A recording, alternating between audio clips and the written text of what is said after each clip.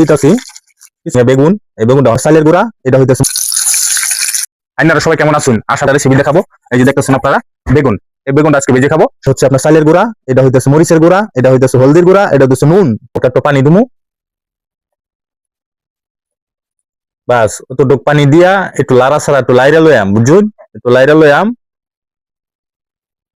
এইভাবে একটু লাইরা মইরা লইবেন। লইলে দেখবেন রেসিপিটা অনেক সুন্দর হইব।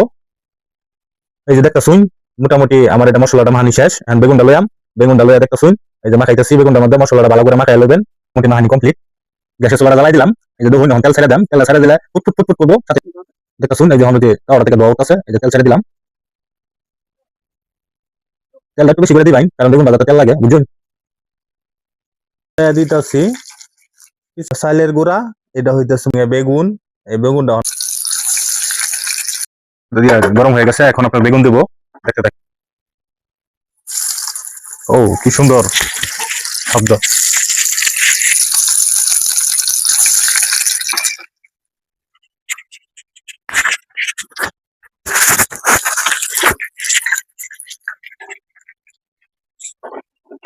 এখন ডেকে দিমু, ডেকে দেওয়ার পর একটু সিদ্ধ ভালো করে সিদ্ধ হবে। এই দেখতেছেন বেগুন দিয়ে এখন উল্টাই দিতেছি।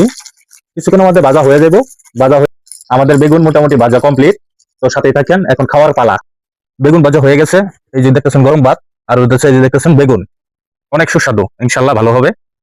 এই যে বেগুনটা দেখতেছেন, ইনশাল্লাহ খুবই ভালো। ও প্রচুর গরম, গরম প্রচুর দেখা যায়।